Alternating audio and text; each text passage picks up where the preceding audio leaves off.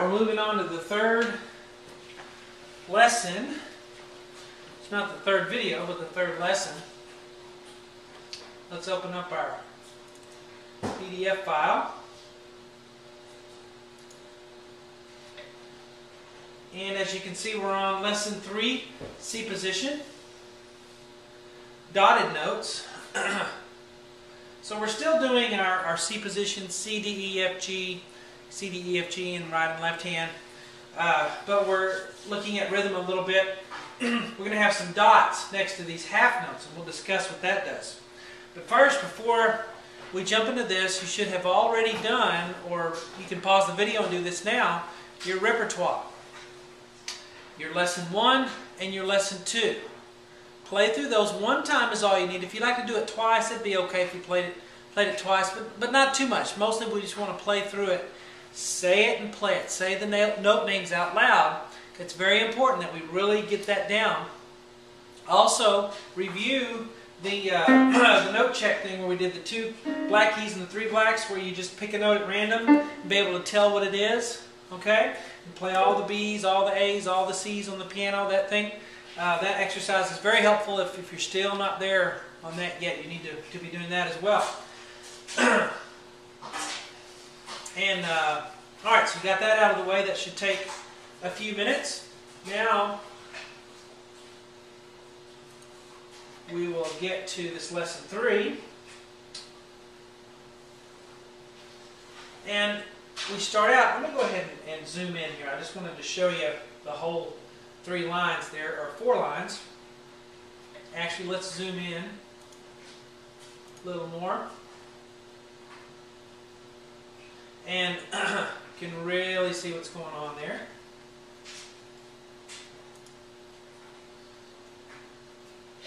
Alright, so we start off with, hopefully you know that's a C note by now. That you've been doing your flashcards, right? So, and this could be maybe not even the 3rd day for you. Maybe this is the 4th or the 5th day of lessons. That's fine. You don't have to do a video every day. You can take one video, and that video may last you several days. That's totally fine for that. But don't think you have to be doing a new video every day. You can do the same one for a few days in a row. So you have to kind of be your own judge there. All right, we know a half note gets 2 counts, okay? So a half note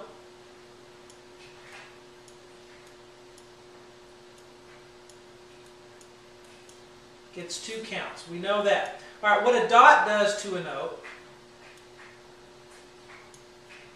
that little dot that's next to the C, see that? It's going to make it bigger. It's going to make it last longer. We take half its value and add it to itself. Now remember that. We're going to do that for any dotted note that we might have. Take half of its value and add it to itself. Half of 2 is 1. So, 1 plus 2 is 3. So a dotted, where's our dot? A dotted half note is 1 plus 2 equals 3. Now, a dotted half note gets 3 counts. You don't have to know the math behind it. You don't really have to know it. It's nice to know it, because that's how we arrive at 3 counts. But the main point is a dotted half note will get 3 counts. Alright, so I'm going to write 1, 2, 3 on that one, and then the quarter note here gets count 4. I did not put a time signature here. I'll start doing that eventually, but we assume 4-4 here. 4-4 time signature. So we're going to count 1, 2, 3, 4. Alright? And again, the rhythm is something that I want you to understand and to do it when you're able. But if you have to pause because you're figuring out a note, that's okay. Go ahead and take that pause. You know that a half note gets 2 counts and a quarter note gets 1, but don't beat yourself up about it. Okay, we're still going to move on, even if you have pauses in there. Alright, 1, 2, 3, 4. Then we have a half note right here, okay? So this one doesn't get 3, it only gets 2 because it's just a regular half note. 1, 2. And this half note will get counts 3 and count 4. So I'll say 1, 2, 3, 4, 1. I'm counting to 4. This measure will also count to 4, but we have 4 quarter notes, so they just 1, 2, 3, 4. All right. Now, when we get here, this measure also has 4 counts, but the first 2 are in the right hand, and the second 2 counts are in the left hand. 1, 2, 3, 4. Okay, so those are the counts. There, then we have another dotted half note right here, and that'd be 1, 2, 3, and then count 4 would be there, and so forth. These little black boxes here, rectangles, this is called a whole rest. This right here, it's just telling you that the left hand is resting 4 counts while the right hand is playing 4 counts. Of course it is. You would play, you know, it's just something to fill in the blank there to fill up the time, okay? So we know that the right hand has 4 counts, and we're not really paying attention to the left because that's kind of taken care of as we count the right, okay? It's something that's automatically done. Take a look at this one, though. The whole rest hangs. This is called a half rest, and rest just means you don't play anything. Rest means you have to allow for the time of those counts, but you're not going to actually play anything. Here's a half rest for the left hand, and you actually count it when the right hand's going. You see, we count 1, 2 for that right hand. Well, the left hand's resting during that time, obviously. Okay, so rest is something you have to pay attention to, especially when neither hand is playing anything. You got to count them. But when one hand's doing something, you know, and the other hand's not doing anything, I don't really pay a whole lot of attention to that as a sight reader. Okay, so this is a half rest. This is a whole rest. Remember our terms. What's this called? Treble clef. What's this? Bass clef. And our staff, which has 4 spaces and 5 lines, right? Treble staff, bass staff. This is a brace. These are bar lines. We have measures. We can count measures, all right? Should be able to do all of that. Now let's get to the piece. I'm going to start out in C position, of course, still. This is also a tune that I will play for you after we do our note reading on it. Okay, I'm not going to play it for you yet. I want you to use your ear and your memory to play it. I'm going to do it by reading. Should know that that's a C by now, okay? So if you want to put a C on that first one, that's fine. Then what do we got here? Touching the bottom line, of course, it's a D. Then we have a note on the bottom line of the treble clef, and of course that's an E. And then the same note, E. Alright, so we'll take that little bit. 1, 2, 3, 4.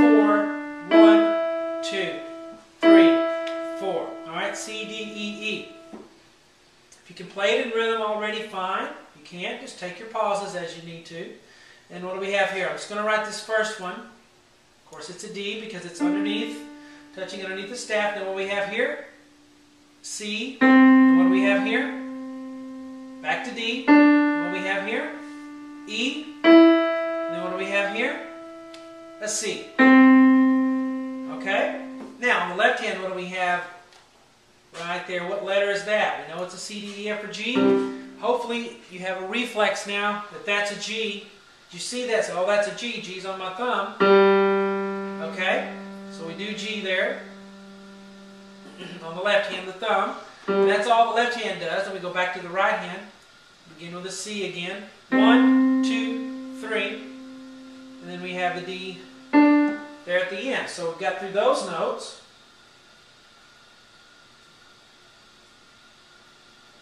Let's scroll up. Now we have this middle line here, or the second line at least. Alright, we're on treble clef. What note's on the top line? E. And of course we have another E after that. So E, and then another E, and then what do we have here? But a D. Then a middle C, of course. Back to D. So D, C, D. Then we have an E there. And then we're going to have a middle C after that. Now what is this? This is a whole note. Remember how many counts that gets? Gets the whole measure. That's why it's called a whole note. And we give it 1, 2, 3, 4 counts for the whole note. It's a C. 1, 2, 3, 4. Alright, now looking at the left hand. we start with, I'll give you a little tip here too. If you have some highlighters, two-color highlighters, me and my kids, we use orange and yellow, but take a highlighter and highlight the left-hand notes, and with the different color, highlight the right hand. I don't know why it works, but it helps you visually see which hand is coming up. Some people have trouble telling which hand right at first, so if you use a highlighter on those, it works pretty good. Anyway, so left hand, the first note we have is what? It's in the second space, right? 1, 2. The 1, 2 space at the left hand, which makes that a C, which is on the 5th finger. Remember how we number our fingers? 1, 2, 3, 4, 5. Thumb is 1. 1, 2, 3, 4, 5. So the pinky plays the C in C position. Then we're going to go up. And you see that we go up here. But don't just know that it's up. Know that it's a D because it's on the 1, 2, 3 line. It's on the middle line. So it's a D. Okay, so we have C and then D. Moving up a little more to E. Moving up more to F. Okay, so E was on the 1, 2, 3 space. F is on the next to the top line, the 4th line. And then we finally get to G. Then another G. And then another G. So G throughout. And the counts are 1, 2, 3, 4. On that. 3, 4. Alright, and then we go back to right hand. So this is where the highlighter comes in. If you were highlighting, you'd highlight all of this, yellow, and then this would be blue or whatever, orange, and this would be yellow. So you'd see visually, the groups and what to do with them. Alright, so what are we starting with here? What's that note on the 1, 2 line? G. Say it and play it. Say it out loud. G. Say the next one. F. Say the next one. E. Say the next one. D. Okay, so G, F, E, D there.